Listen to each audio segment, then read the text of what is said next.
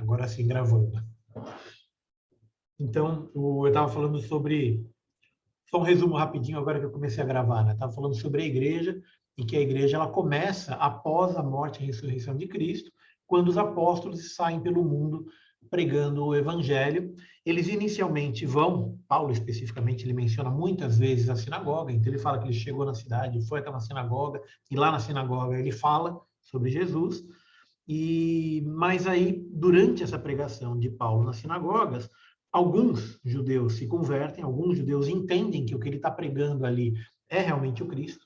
Então, eles entendem que aquilo que foi profetizado durante milênios, aquilo que foi falado, aquilo que foi previsto durante muito tempo, desde Adão, né? Lá em Adão já falava, né, que o descendente da Eva iria pisar a cabeça da serpente e tal. Desde aquilo, e várias outras, muitas outras passagens do Antigo Testamento inteiro previa a vinda do Cristo, que foi representado por Jesus. Quer dizer, Jesus é o Cristo. E era essa a pregação de Paulo, principalmente.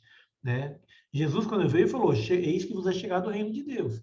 Paulo, quando pregava, ele pregava, olha, tá vendo? O reino de Deus chegou e Jesus é o Cristo. Só que a hora que ele fez isso dentro da sinagoga, os ortodoxos, como eu estava falando agora há pouco, botaram ele para fora. Falaram, não, sai daqui, isso que você está falando é heresia. Daí surge a necessidade de um local de encontro. Então, daí surge a primeira igreja, efetivamente, como a gente conhece hoje. E a primeira igreja, ou as primeiras igrejas, como a gente conhece hoje, foram fundadas na casa de alguém. Então, a gente pode dizer que os grupos pequenos, ou então, hoje em dia, eu já ouvi muitas expressões, já ouvi muitos nomes diferentes, dependendo de onde você vai, eles chamam de um jeito, né? Então, você tem grupo pequeno, koinonia, encontro, culto no lar, tem vários nomes para isso aí, mas no final das contas, isso que é feito nas casas é o modelo da primeira igreja. A primeira igreja nasceu na casa de alguém. Tanto que Paulo, várias vezes, em várias cartas, ele menciona agradecimentos a esse ou aquele. Né? Eu não lembro agora o nome da mulher, mas tem uma mulher que ele agradece a ela por abrir a casa dela para receber a palavra de Deus.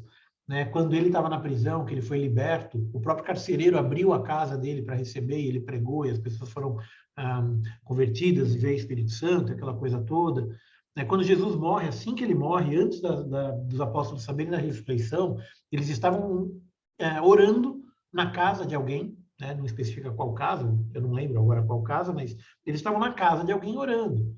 E aí nasce a primeira igreja. Né? Essa forma de pregação da palavra, ela surge num local geralmente pequeno e familiar. Tá? Então, esse seria um modelo inicial da igreja em Atos, que muito rapidamente se converte no que a gente conhece hoje.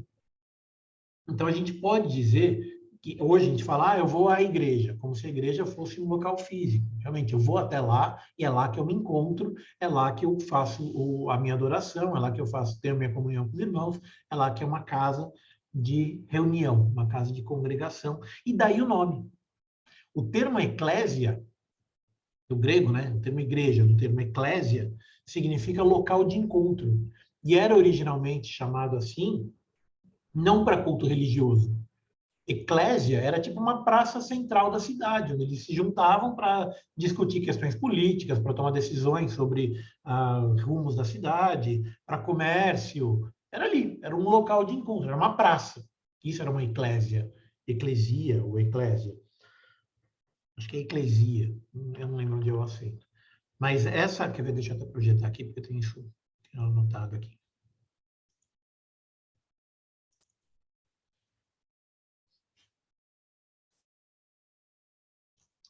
Então, o termo eclesia vem do grego para o português na forma transliterada de igreja, que é um local de encontro. Então, o Paulo ele segue o uso dessa palavra, e se você for ver em uma das primeiras versões, né, da Bíblia em latim, a LXX, né, que é que chama Septuaginta, a ênfase não está no ser chamado para fora. Né? A palavra, na verdade, o eclego, ou eclegue, que seria eleição ou assembleia, ela toma um sentido da entidade corporativa. Quer dizer, ele se torna muito rapidamente um local. Ainda que Paulo se refira à igreja como sendo eu e você. Como já mencionado aqui, A igreja sou eu, a igreja somos nós. A igreja, digamos, verdadeira, o corpo de Cristo, sou eu e sou você. Cada um de nós fazemos parte desse corpo. Tá? Então, quando Paulo usa a palavra, ele usa para se referir à congregação local e à igreja universal também. E também ao organismo, e não organização. Repara um detalhe importante aqui, hein? Um detalhe fundamental. Igreja não é placa. Igreja não é denominação. Então, não importa se você está numa igreja evangélica, ou se você está numa igreja batista, ou numa igreja metodista, ou numa igreja presbiteriana. Enfim, você tem várias placas diferentes que mudam um pouco a forma do culto, mudam um pouco a forma como você tem a igreja, sei lá, anglicana, igreja luterana, igreja calvinista, você tem um monte de tipo de igreja aí. Mas uma coisa que é importante notar é que, assim, a igreja de Cristo, ela não está fechada em uma ou em outra. Eu sou o detentor da palavra de Deus. Como muitos anos, aliás, por milênios, a Igreja Católica, ela se dizia, até hoje ela ainda faz isso, se dizia detentora do poder de Deus, da palavra de Deus, ela é detentora exclusiva e representante de Deus na Terra. Né? O Papa, conceitualmente, para a Igreja Católica, ele é o próprio representante de Deus aqui na Terra. Ai, como é que silencia esse negócio? Pronto. Mas, na verdade, assim, a igreja, ela é o corpo de Cristo formada por aqueles que aceitaram a Jesus. Então, se você aceita a mensagem de Deus, se você aceita a mensagem de Cristo, se você confia e se você segue, aí sim você é igreja. E aí, a gente tem que tomar muito cuidado com certas heresias. Então, a nossa regra básica não é se a igreja é batista, presbiteriana, protestante, evangélica, ou, não importa. A regra básica é a Bíblia. Então, o nome que está lá na frente não faz diferença, desde que siga o que está na Bíblia. Então, a gente tem que tomar muito cuidado com isso, porque Paulo, já há 2000 anos atrás, já previa a gente disso, Jesus preveniu a gente disso, profetas preveniram a gente disso antes dos apóstolos e do próprio Cristo, que no final dos tempos viriam muitos falsos mestres. A gente já estudou sobre isso, então não vou detalhar muito, mas assim, um cuidado que a gente tomar é que qualquer coisa que está sendo pregada, qualquer coisa que está sendo ensinada, se não estiver na Bíblia, não é de Deus. Né? É aquele que desviar um ponto, uma vírgula, que seja dessa palavra, que seja anátema. E anátema é uma palavra forte, é maldito. Então, se alguém desviar uma vírgula que seja da palavra de Deus, seja maldito, amaldiçoado. A gente tem que tomar muito cuidado com isso. Entretanto, assim, a gente tem que ver a igreja, ela deve seguir necessariamente os ensinos de Cristo. Né? Deve pregar sobre isso, deve ensinar sobre isso. A adoração é adoração a Deus. Então, a gente tem que evitar, por exemplo, como existem cultos aí que adoram a este ou aquele santo, a essa ou aquela pessoa. Isso também deve ser evitado. Né? Aliás, tem que fugir disso como o diabo foge da cruz. Porque é lá que ele está nesses lugares aí, onde você adora homens, onde você adora mulheres, onde você adora pessoas e não o próprio Cristo. A gente deve buscar uma igreja que adora o próprio Cristo. Esse é o motivo da minha adoração. Então, quando eu estou cantando, e adoração não é só louvor, tá? Principalmente louvor, mas não só. Mas quando eu estou louvando, quando eu estou cantando, preste atenção no que você está falando, se aquela adoração está sendo direcionada ao Cristo, né? Sendo direcionada a Deus, sendo direcionada ao Espírito Santo, e não a elementos externos, tá? Então, a igreja, como bem falado, a igreja somos nós. É eu, é você, é esse conjunto de pessoas que seguem os ensinos de Cristo, que seguem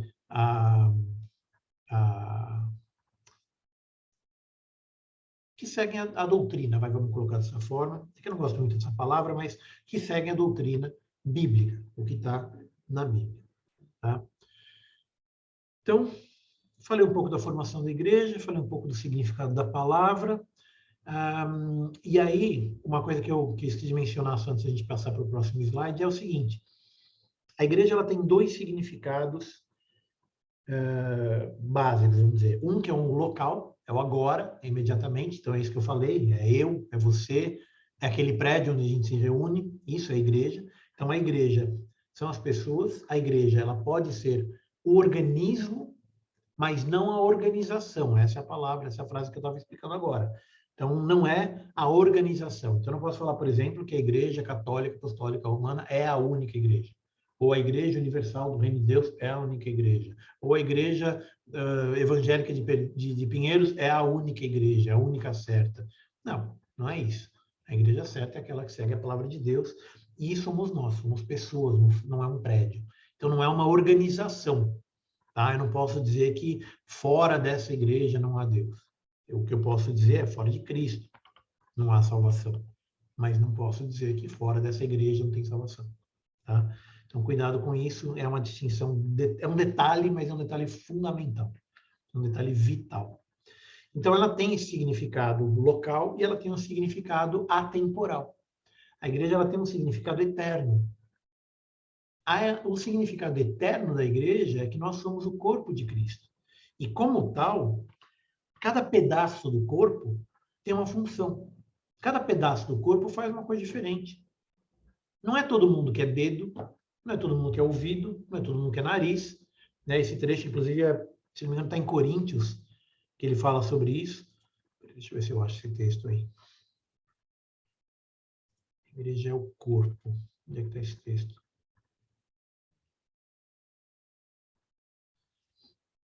Aqui, está em 1 Coríntios 12. Isso, 1 Coríntios 12 e Efésios 5. Eu não vou ler o trecho inteiro, porque é o capítulo todo que fala sobre isso. Tá? Então, 1 Coríntios 12 e Efésios 5, de 23 a 33, ele menciona isso aí, a questão do corpo de Cristo. Tá? Então, a gente não vai ler o texto inteiro agora, mas em resumo é isso. Ele fala que cada um, como parte do corpo de Cristo, sendo Cristo o cabeça da igreja, Cristo a cabeça da igreja, cada membro, cada pedaço desse corpo tem uma função. E é importante que tenha uma função. E nota bem isso que eu vou falar. Se você é membro do corpo de Cristo, você deve ter uma função no corpo de Cristo. O que acontece, por exemplo, na gente, em mim, se o meu apêndice parar de funcionar? O que eu faço com o meu apêndice? Se ele parar de funcionar, o que eu faço? Fica fora. Ele serve para alguma coisa? Não serve para qualquer nada, não serve para nada. Então, para que ele está lá no corpo? Arranca fora. Arranca fora e não vai fazer falta. Vocês estão entendendo o que eu estou dizendo? A gente tem que tomar muito cuidado, porque se eu sou membro do corpo de Cristo, eu, como membro, eu tenho uma função. Eu tenho um motivo de estar lá. Eu tenho um objetivo de estar lá. Tem uma frase que eu já ouvi uma vez, acho que já até repeti para vocês algumas vezes, mas eu gosto dessa frase porque ela tem um significado fantástico. A frase é: quem não serve, não serve. Se você está na igreja, ouvindo, aprendendo, adorando, mas não está servindo, você não está praticando aquilo que você aprendeu. Se você está na igreja e não serve ao corpo de Cristo, e note, há uma distinção entre você servir ao corpo de Cristo na igreja e no mundo. Então você pode e deve servir ao corpo de Cristo na igreja, mas o objetivo fundamental, central e inicial, a própria razão de ser da igreja, qual é? E essa pergunta não é retórica, eu queria que vocês me dissessem. Qual que é a função da igreja? Para que ela serve no mundo? Por que Deus, por que Cristo, quando saiu da terra, foi morto, ressuscitou, ele fundou a igreja? Por quê? Bom, eu acredito que seja principalmente porque Deus ele tinha dado um propósito para o povo judeu de ser sacerdócio, de levar a palavra, as boas novas para a humanidade. Como eles não fizeram essa parte, isso foi passado para nós como igreja. Levar as boas novas. Por isso que fala, ide pregai a toda e qualquer criatura, né, abençoando em nome do Pai, do Filho e do Espírito Santo. Exatamente. Eu acho que basicamente isso que é a missão da igreja, né? Eu acho que você resumiu muito bem. É exatamente isso. A função da igreja é levar a palavra de Deus. Esse é o objetivo da igreja. É para isso que ela serve, é para isso que ela existe. É levar a palavra de Deus. É converter o não crente. O objetivo da igreja é você libertar os cativos. Só que você não vai libertar os cativos invadindo a prisão e abrindo a jaula. Não é isso. É libertar o cativo do pecado. Né? E o cativo do pecado está em todo lugar, está na rua. Você atravessa a rua, você tem cativo do pecado. Você, na Vila Madalena, quanta gente que está lá cativo de álcool, de drogas, de Deus sabe mais o quê. Né? E mesmo se não for nada tão óbvio assim como álcool e drogas, mas cativo do pecado mesmo. Né? De lascívia, de mentira, de, sei lá, adoração ao dinheiro, valorização, sobrevalorização do dinheiro, né? Uma forma de culto, né? Ao dinheiro, querer mais, sempre querer mais. Então, assim, a função da igreja é levar a palavra de Deus. E se eu não estiver fazendo isso, eu não estou cumprindo minha função. Lembra que eu falei, a igreja sou eu e é você, a igreja somos nós. Existe um local de culto, e é bom que tenha, e precisamos que ele exista, mas o local de culto, ele é apenas um suporte. Ele não é a igreja. O local de culto, onde a gente se reúne, onde a gente adora, onde a gente faz tudo, é um apoio para suportar a missão da igreja, que é levar a palavra de Deus a quem precisa. Ajudar o carente, é ajudar a viúva, é ajudar o órfão. Essa é a função da igreja. Uma igreja que não for missionária, e quando eu digo missionária, eu digo no sentido de levar a palavra, né, de Deus, é aceitar a missão de Cristo, que foi a última missão que ele deu antes de ascender aos céus, que é ir por todo mundo e pregar o evangelho. Uma igreja que não for missionária, ela não está cumprindo o seu propósito. E mais uma vez, volto a repetir, a igreja não é um local físico, não é uma denominação, não é uma placa. É eu, é você. Se você não estamos levando a palavra de Deus, se a gente não está agindo com a minha melhor capacidade em prol do reino de Deus, eu não estou fazendo o meu papel. E a melhor capacidade, esse seria, digamos, o ponto final que eu queria enfatizar na aula de hoje, que é o seguinte, como Paulo diz, e como eu comecei falando, mas não terminei, nem todo mundo é olho, nem todo mundo é boca, nem todo mundo é nariz. Né? O dedo, mesmo o dedo menorzinho que tem uma função. Não importa, o cabelo tem uma função, a orelha tem uma função, cada um tem uma função. Então, aquilo que você é, aquilo que você faz, é aquilo que eu devo dedicar a Deus. Aquilo que eu faço de melhor. Quem cantar, cante. Quem tocar um instrumento, toca o instrumento. Quem souber pregar, prega. Quem souber falar, fala. Quem souber profetizar, profetiza. Quem souber orar, ora. Então, assim, a igreja ela só faz sentido quando o corpo da igreja, que somos nós, o corpo de Cristo, está agindo. Ela não faz sentido se não estiver agindo. Um corpo parado, ele está morto. Um corpo parado está morto. Se eu deitar aqui e não fizer nada, se eu não me mexer mais nada, daqui a uma semana eu estou morto. Se eu não tomar água, se eu não comer, se eu não beber, se eu não... eu morro. Uma vez eu vi um filme muito interessante, sabe? Era um filme História de um Pastor, que ele foi para montar uma congregação, acho que foi num país da Ásia, não sei se era a Índia, era um país tipo Tailândia, não me recordo agora, né? E ele foi lá com a esposa dele, com aquela vontade, com aquele ânimo de montar aquela igreja e sair pregando e fazendo a diferença, e nada dava certo lá, sabe? E foi uma história real isso. A mulher dele largou dele, perdeu uma filha por conta de uma doença. Foi uma coisa terrível que aconteceu lá, né? E ele não entendia por que ele estava se colocando tanto ao propósito de Deus e não conseguia fazer a igreja dele prosperar lá. Aí um dia ele percebeu que o povo lá não tinha Bíblia na língua deles. E ele falou, quer saber, eu vou traduzir a Bíblia para essa linguagem deles aqui. Gente, foi só ele traduzir a Bíblia, explodiu a conversão de pessoas naquela região. Então, quer dizer, às vezes, é como você falou, às vezes um é olho, um é boca, um é uma outra coisa. A gente não tem ideia de como Deus vai usar a gente para fazer a obra dele lá. E o importante é estar disposto a fazer isso, eu acho, sabe? Eu gosto de dizer o seguinte, Deus ele tem uma criatividade muito maior do que a nossa, para poder fazer a obra dele. Muitas vezes a gente acha que, caramba, eu não tenho dom para tocar uma música, para louvar Deus, ou estar num ministério de louvor, mas, de repente, Deus vai usar você para alguma outra coisa, ou seja, fazendo como ele, traduzindo uma Bíblia, ou ajudando as pessoas. Eu acredito muito nisso, sabe? Eu concordo totalmente contigo, está totalmente correto. E aí é aquela questão do dom, né? Eu não entrei muito nesse detalhe do dom, mas todo mundo tem um dom. E não é todo mundo tem o mesmo dom. Não faria sentido se todo mundo fosse olho. Eu não ia conseguir andar se eu não tivesse um pé, se eu não tivesse um dedinho do pé. Se eu não tivesse um joelho, eu não ia andar. Então, cada pedaço do corpo de Cristo tem uma função. E quando você aceita Jesus, quando você aceita o Espírito Santo, se você já não sabe qual é a tua, busca ela. Busca ela. E vê aquilo que você é bom, vê aquilo que você faz bem. E aquilo que você faz bem, faz para Deus. Se você falar, não, eu sou marceneiro, o que eu vou fazer na igreja? Né? Como é que eu vou levar a palavra de Deus? Pô, você pode fazer algum trabalho de marcenaria na igreja. Você pode levar, mesmo se não for na igreja, você vai, sei lá, numa comunidade carente e faz uma cadeira para o cara que está precisando de uma cadeira. Você faz um banco para o cara que precisa de um banco. Você vai numa escola e aquilo que você faz, muitas vezes, fala mais alto do que aquilo que você fala.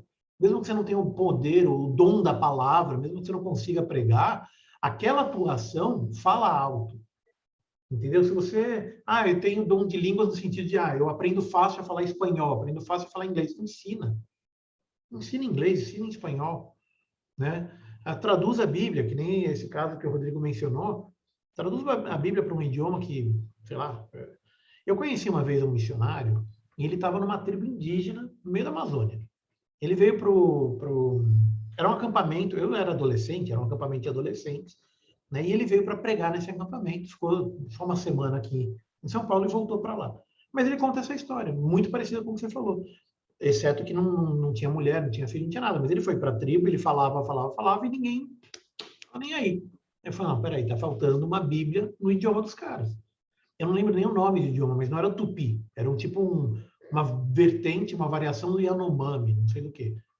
Mas o cara, que ele fez? Ele começou a pegar a Bíblia e traduzir para o Yanomami, pelo menos os textos principais da Bíblia. Então, ele traduziu o Salmo 23, ele traduziu João, a carta de João, ele traduziu Romanos eu acho que não. Mas, enfim, ele foi traduzindo para o idioma indígena. A partir do momento que ele conseguiu traduzir isso para o idioma indígena, o que aconteceu? A escola da tribo começou a ensinar a ler e escrever com texto bíblico. Percebe a importância que tem? Aquele dom que ele tinha de entender o idioma e escrever o idioma, assim, ele não precisava nem pregar para as crianças. Porque na escola da tribo, eles usavam o texto da Bíblia para ensinar a ler e escrever. Então a criança aprendia a ler e escrever lendo a Bíblia. Olha que extraordinário. Ele não precisava nem pregar para as crianças aprendiam por causa de um trabalho que ele fez. Então, é uma situação parecida com essa que você falou, né? E quantos idiomas a gente já tem hoje na Bíblia, né? A facilidade que a gente tem de botar isso no celular, né? Alguém foi lá e programou a Bíblia no celular. Hoje em dia, não vivo sem a Bíblia no celular. Tenho 10 versões dela aqui, né? Tem até em outros idiomas, tem em grego, tem em hebraico, tem com consulta, com comentário, tudo na palma da mão. Alguém foi lá e programou isso. Então, quer dizer, a pessoa, ela tem essa capacidade de programar, de entender como é que bota o negócio aqui no celular. Como é que ela serviu a Deus? Como é que ela foi corpo de Cristo? Pegando o texto bíblico e colocando aqui dentro. Né? O outro foi lá, pegou o texto bíblico e botou num site. Então, você vai lá no Bíblia Online, tem a Bíblia inteira em 10 versões diferentes. Está lá num site. O outro, que não sabe, sei lá, programar, fez a diagramação do site, fez a figurinha, fez a imagem. O outro, sabe? Então, assim, aquilo que eu sei fazer, eu devo fazer para servir ao corpo de Cristo. E quando eu faço isso, a palavra é pregada. Quando eu sirvo à comunidade, quando eu sirvo aos carentes, quando eu sirvo as pessoas à minha volta, eu não preciso abrir a boca. Eles veem Jesus em você. Quando você faz uma cesta básica, você entrega uma cesta básica e fala um Deus te abençoe, entregando a cesta básica, a pessoa está vendo Jesus em você. Jesus disse isso, e a gente viu no texto de Apocalipse.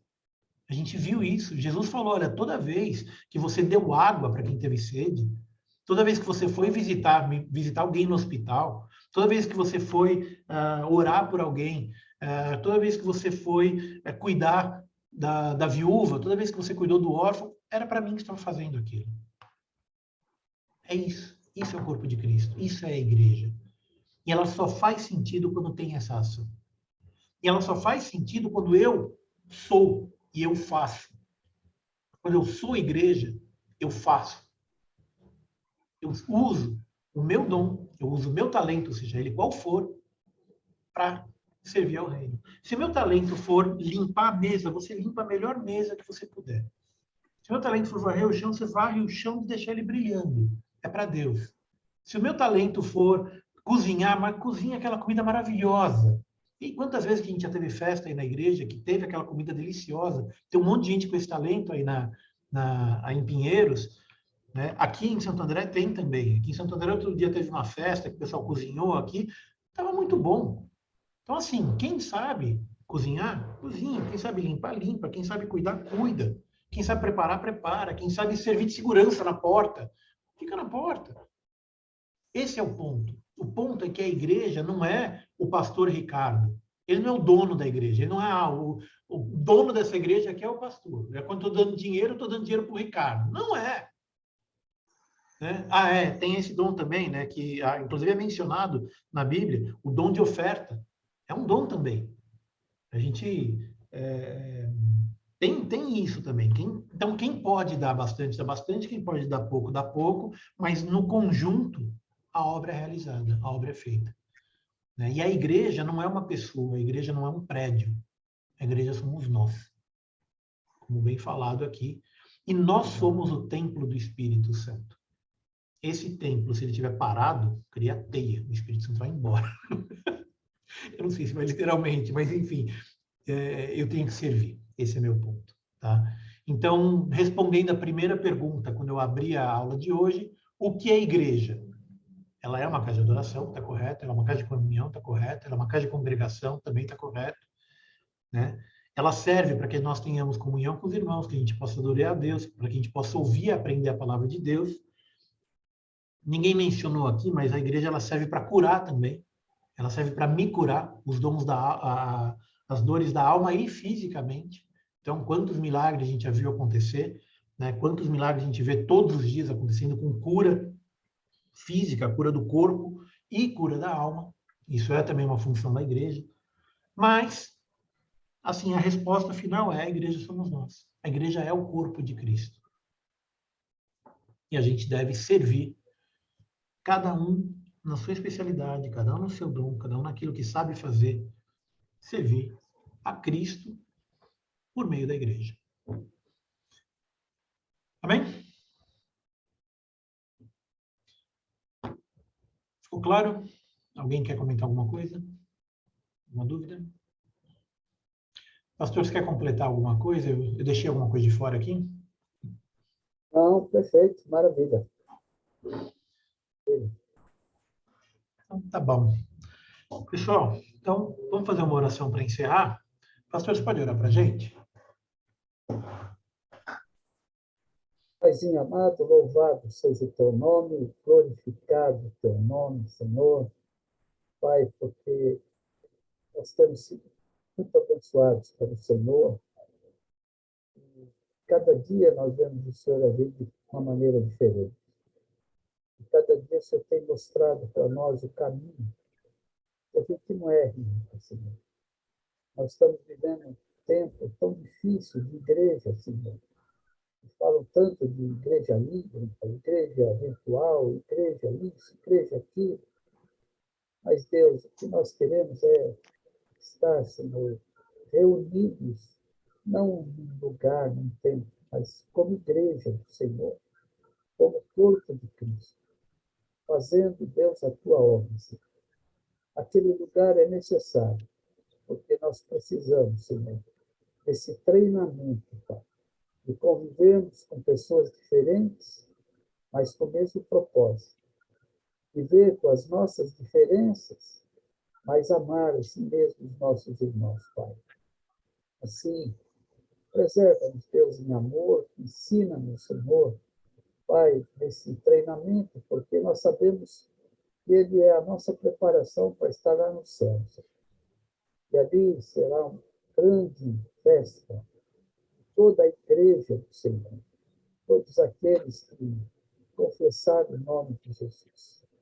De novo, Pai, porque nós sabemos que o Senhor nos chamou para essa obra, colocou nas nossas mãos, que a gente possa cumprir, Deus, com excelência, para que vidas sejam alcançadas, vidas sejam tratadas, vidas sejam amparadas pela tua igreja.